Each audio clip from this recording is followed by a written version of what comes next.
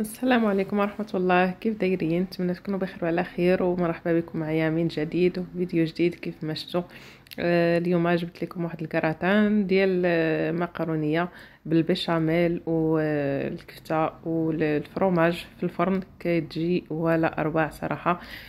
واحد اللذة ما تشبعوش منها. وبمكونات بسيطة، وحتى طريقة التحضير سهلة جدا بالنسبة للمبتدئات. غادي ديروها وعينكم مغمضين، كتجي سهلة ولذيذة بزاف. تحضروها كفكرة للغداء او العشاء، علاش لا.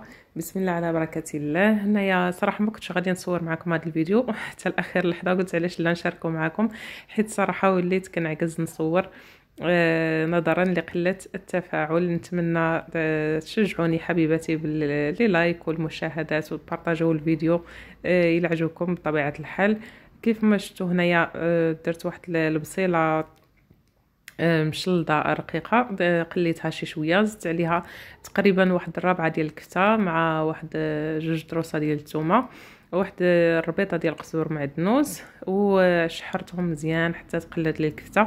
عاد زدت الملحه والتوابل باش هكا ما تلصقليش التوابل او العطريه ملي كتكون تقلى الكفته. كيف ما شفتوا هنايا درت الملح مليحه، درت الابزار، درت الخرقوم، سكنجبير والتحميره. هادو هما التوابل اللي درت، وغادي نحرك هذيك الكفته مع ديك البصيله وباقي المكونات باش تشحر مع هاد التوابل هادو. دائما التوابل نخليوهم حتى الاخر ونضيفوهم، عفوا، حيت الا درناهم في الاول غادي يلصقوا في القاع ديال المقله وغادي يتحرقوا. داكشي علاش نخليوهم حتى للتالي ونضيفوهم بعد ما تكون تشحرت لنا هذيك الكفته والبصيله. صافي هنايا ملي خلطت مزيان هذيك الكفته مع التوابل، ضفت لها هنايا واحد زوج ديال حبات ديال الطماطم محكوكين، وغادي نزيد لها شويه ديال لاصوص طوماط الجاهزه اللي كتكون هكا كتباع في الكرتونه. ممكن تستغناو عليها وتكثروا غير الطماطم العاديه، لكم الاختيار.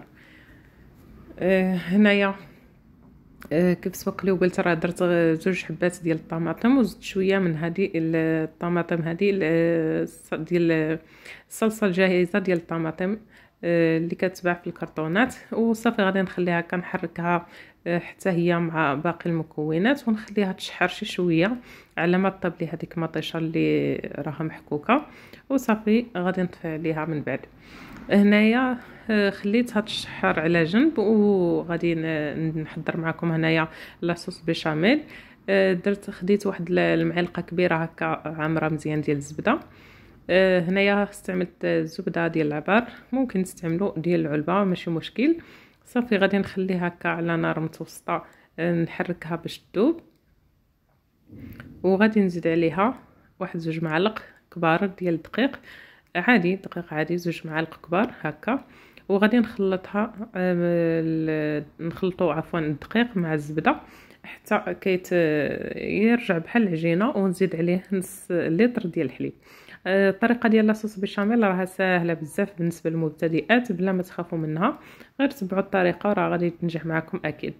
صافي هنايا غادي نحاول ندوز هكا واحد المعلقه في الجناب باش ما يبقى ليش هذاك الدقيق والزبده هكا في الجوانب ديال الكاسرونه. وصافي غادي نبقى نحرك مع النار تكون متوسطه حتى كتقلي لاصوص ديالي. صافي غادي نطفي عليها. هنا كاضافه درت لهذا فروماج مربع، درت واحد 3 ديال الحبات وحركت مزيان حتى داب لي هذاك الفروماج. وغادي نزيد شويه ديال المليحه والابزار. ممكن هنا هذا الفروماج هذا تعوضوه بالفروماج مثلث او الفروماج احمر محكوك، المهم اللي كان عندكم متوفر ديروه، ولا ممكن تستغناو عليه يعني تكتفيو غير بلاصوص بيشاميل عاديه هكا، تضيفوا لها شويه ديال المليحه والابزار باش تجي هكا من السماء وما تجيش مسوسه. وصافي غادي نحركها مزيان ونخليها على جنب. صافي هنايا غادي ناخذ المول اللي غادي ندير فيه الكراتان ديالي. كيف شفتوا المقرونيه كنت سلقتها من قبل، ديروا الشكل اللي متوفر عندكم واللي يعني بغيتو. هنايا غادي ندير كاول حاجه غادي نخوي شويه ديال لاصوص بيشاميل